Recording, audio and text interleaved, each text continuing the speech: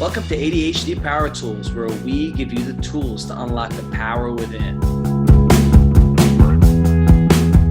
Hello, Brooke. Today, I want to ask you, what are some tools you can give mothers with ADHD?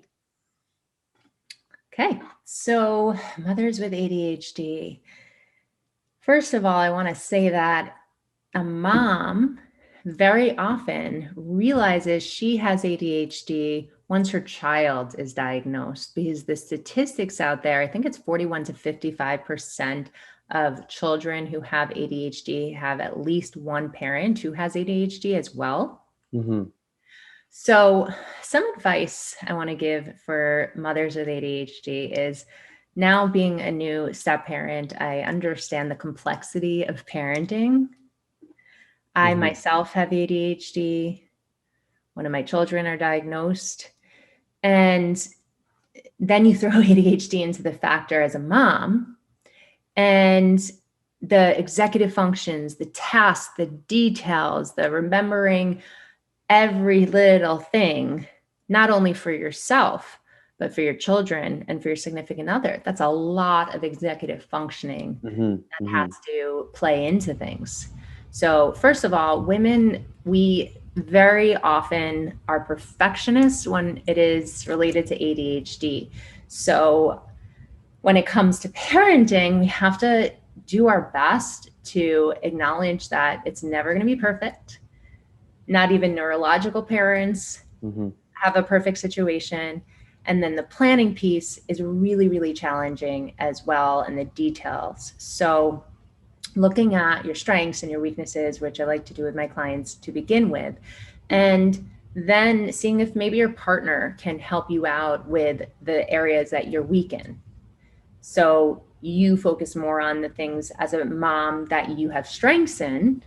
Perhaps it's taking your child to like a fun place or doing Mm-hmm. their homework with them or whatever. But maybe when things go into the calendar and planning out, play dates, maybe that's not your forte. So maybe that has to go to your significant other. Mm-hmm. So delegating the things that are your weaknesses, having meetings with your partner to discuss plans for the week. I do that with my husband now too. We have to really go into detail about planning, and it can be cumbersome because as an ADHDer, it's not something that we're good at. Mm-hmm. However, the rewards afterwards, it's so much easier to see and be proactive, and it alleviates a lot of the anxiety. So plan weekly meetings with your significant other, delegate your weaknesses, give yourself a break. We're not perfect. If you can hire things out even within your house, perhaps having a personal assistant or a babysitter, Mm-hmm. or relying on a family member for things, figuring out when you can use others, even your children, to help you pick up some of the slack. Mm-hmm.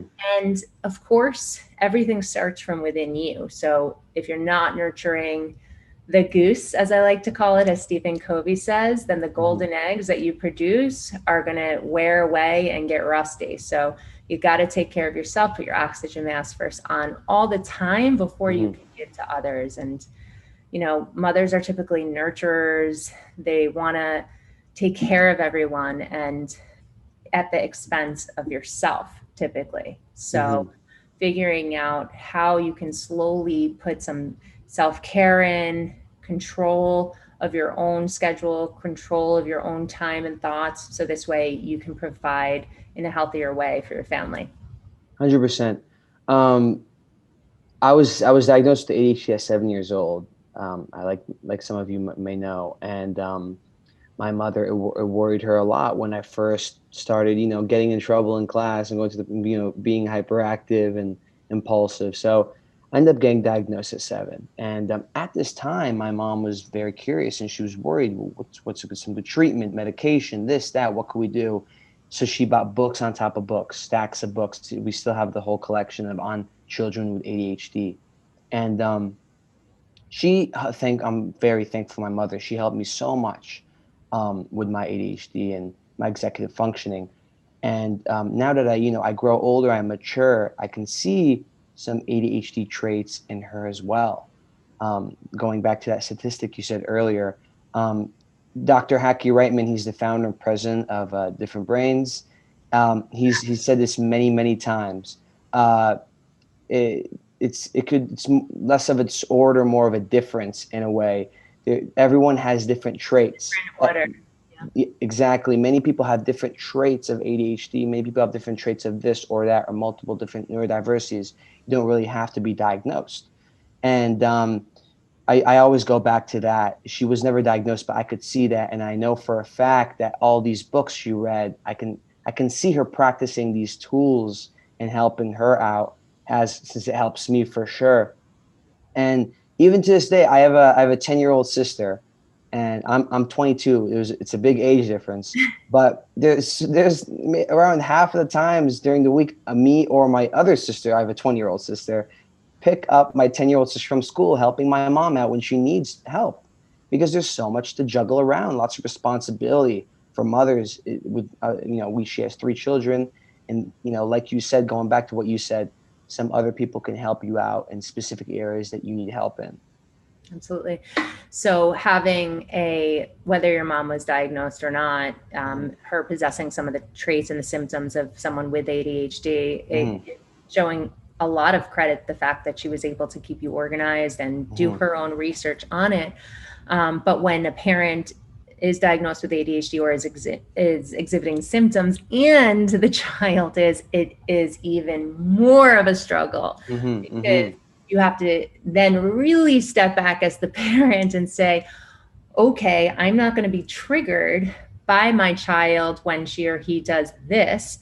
I have to be really proactive and structured because they exhibit some of the same things that you exhibit. So you have to plan even harder to get them on the same page. And that's where you can see it being even more of a challenge between 2 ADHD people in a family, the adult and the child. So I would say planning and being proactive and using help where help is needed.